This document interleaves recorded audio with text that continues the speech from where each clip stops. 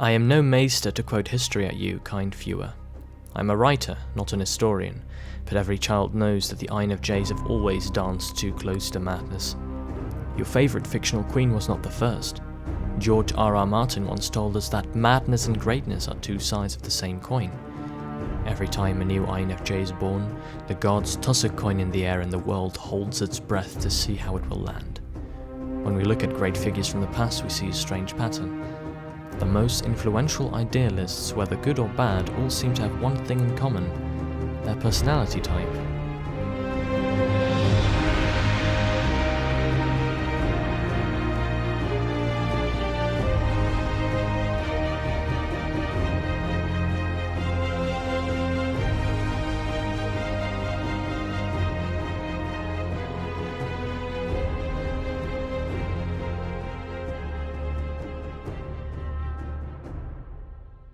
Every type has their dark side.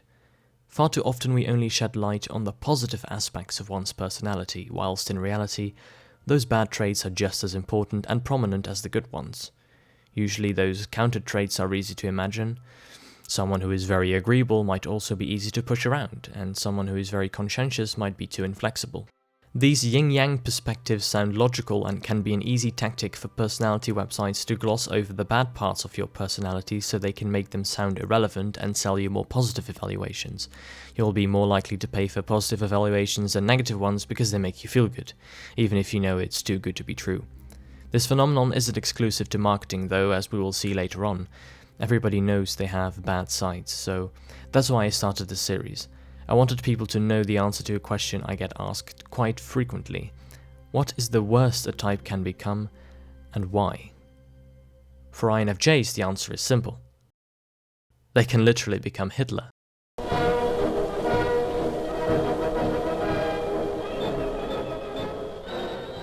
Or, less bluntly, they can be prone to similar ways of thinking that could, if put into action, result in world-changing events, for better or for worse. Love it or hate it, but in the last season of Game of Thrones it becomes quite apparent how idealists are prone to emotional logic. You can forgive all of them, make them see they made a mistake, make them understand.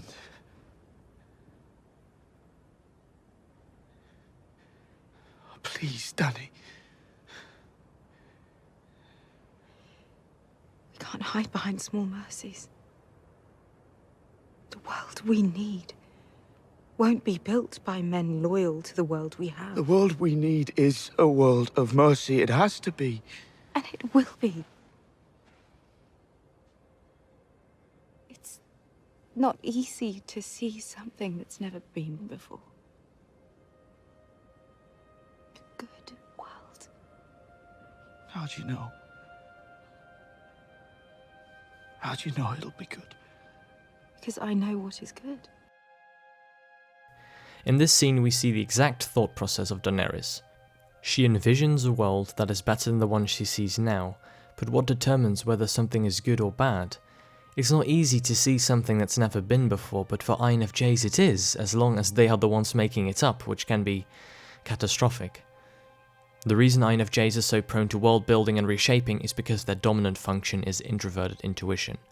Types with introverted intuition as their dominant function have a natural talent for understanding which choices lead to desired results. Most INFJs and INTJs are therefore really good at just knowing what is best. If compared to extroverted intuition, it becomes easy to understand what I mean.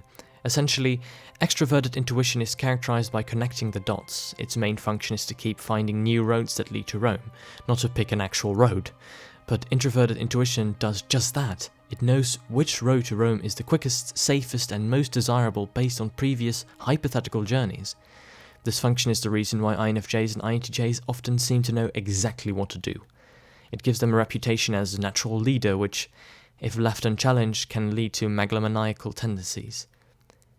Even when they do get challenged, however, there's still a big risk. The moment a mad INFJ experiences resistance, their thought pattern has to change.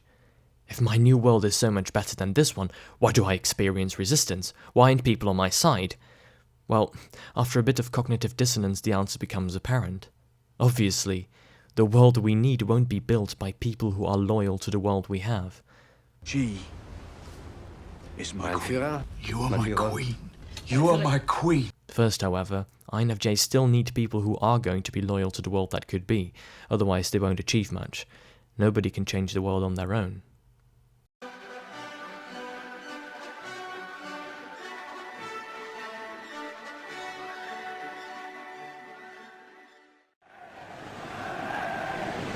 Wir wissen genau, welches Ziel Sie haben.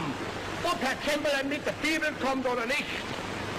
Ob er fromm tut oder nicht. Ob er die Wahrheit spricht oder ob er lügt. Wir wissen das Ziel. Daenerys gelmez mi o eksen? Kostrevis Jevia Ixa inobi Petra Gemo Vestretis, Piedauri Gemo Vestretis, Daria Gema, Doria Udroponto Sitiman, Merigemi I Vestran. Es ist das Deutschland von 1648, das Ihnen vorsteht. Das Deutschland aufgelöst und zerrissen. Sie wissen ja genau, hier in diesem Mitteleuropa sitzen über 80 Millionen Deutsche. Diese Menschen haben auch einen Lebensanspruch. Ihnen gebührt auch ein Lebensanteil. In 300 Jahren sind sie darum betrogen worden. Elai Astropotistan. Astropot Dohetrossa, Sirinio Ingodiorsi. Daeri. Konnten nur betrogen werden, weil sie infolge ihrer Zerrissenheit das Gewicht ihrer Zahl nicht zur Geltung zu bringen vermochten. So leben heute 140 Menschen auf dem Quadratkilometer. Wenn sie zersplittert sind, sind sie wehrlos und ohnmächtig.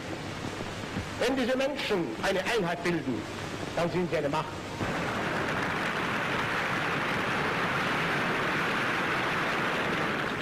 Dass aber hier das Recht von 80 Millionen zur Diskussion steht, nicht eine Partei oder eine Bewegung. Denn was bin ich endlich? Ich bin nicht deutsches Volk als ein Sprecher. Ich bin als Vertreter eines Rechts.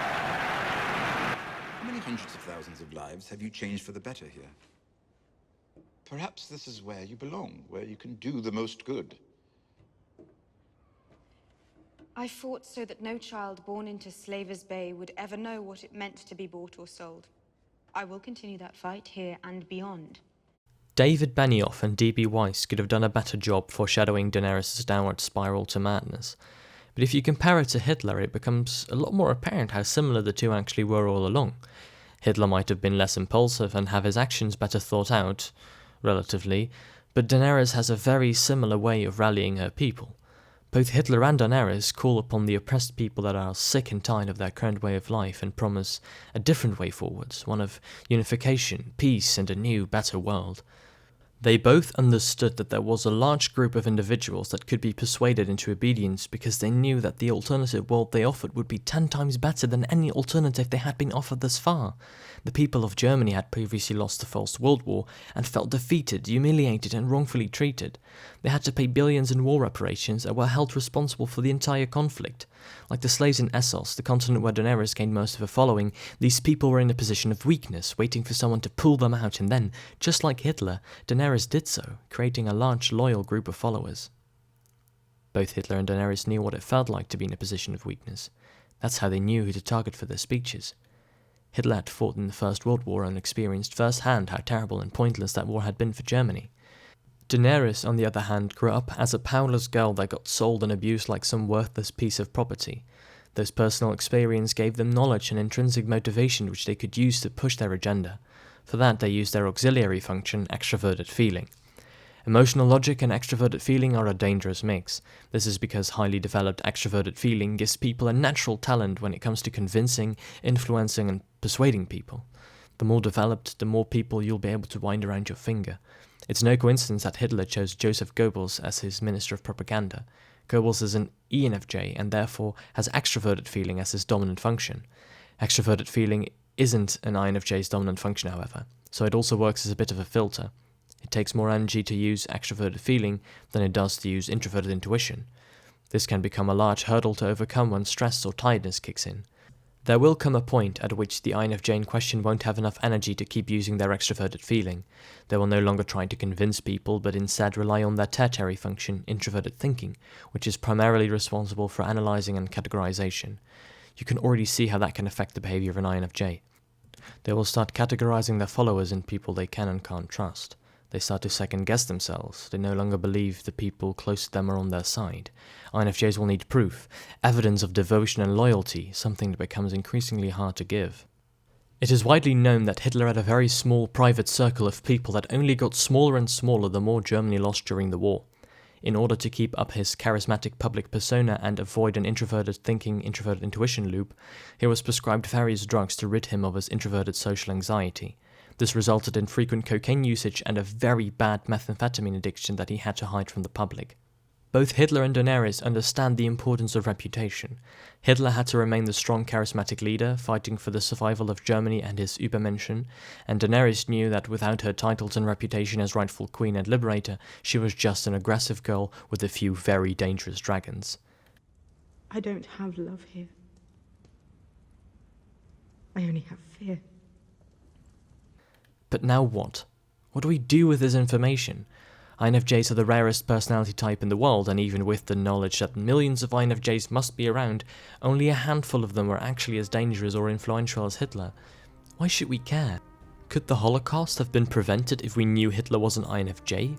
Could the killing of millions of Jews, gypsies and homosexuals have been avoided if only we knew Hitler wasn't going to stop his blitzkrieg for diplomatic negotiations? I don't believe so, but I do believe a different lesson can be learned. It isn't the strong, powerful men and women we need to be afraid of. It's the weak ones. Whenever we see an INFJ that has nothing to lose and everything to gain from taking on an idealistic worldview, we should ring the bell, much earlier than we might think. The wheel needs to be broken before it can spin out of control. It might sound stupid, but if you read the comments under any Game of Thrones video, you'll see the power of INFJs. People are quick to forgive the horrible things Daenerys has done in order to be on the right side of history. Some people blame it on the writers, others on the killing of her dragon children, but in the end the results remain the same. Emotions got the best of her and bloodshed followed. Even in more recent times, people like Robert Mugabe, Osama bin Laden or Abu Bakr al-Baghdadi, leader of ISIS in Iraq, continuously show us how harmful such rhetoric can be.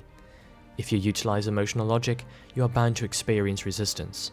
How you deal with that resistance determines whether you'll go down in history as Jesus Christ or as Adolf Hitler. Do you enter in dialogue and use your extroverted feeling to understand the perspectives of your opponents, or do you use that same extroverted feeling to rally a loyal army and burn them all? Either way, you'll go down in history as one of the few mad kings or queens that changed the world. Thanks for watching.